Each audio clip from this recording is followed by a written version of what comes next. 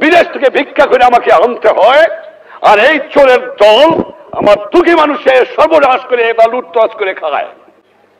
এই জন্য জীবনের যৌবন নষ্ট করি নাই, এই জন্য শহীদরা রক্ত দিয়ে যায় নাই যে কয়েকটা চোরাকার বাড়ি মুনাফাখোর ঘুষখোর দেশের সম্পদ বাইরে বাইরে করে দিয়ে আসে, জিনিসের দাম গুদাম করে মানুষকে না খাওয়া মারে। উৎখাত করতে হবে বাংলার বুকের থেকে এদের।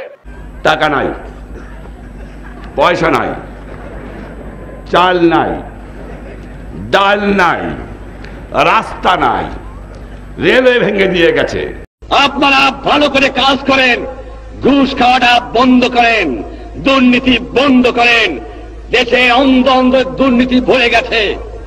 আমি আশ্চর্য হয়ে যাই, যাও ভিক্ষা করে আনি, তাও চাটার গুষ্টি চাইতে খেয়ে ফেলায় দেয়, আমার গরিব পায় না। এত চোরের চোর, চোর কোথেকে যে পয়দা হয়েছে আমি জানি না। পাকিস্তানে সব নিয়ে গেছে, কিন্তু এই চোর টুক ফিরে গেছে আমার কাছে। এই চোর নিয়ে গেলে আমি বাঁচতাম, কিছু দালাল গেছে, কিন্তু চোর গেলে বাঁচা যাবে।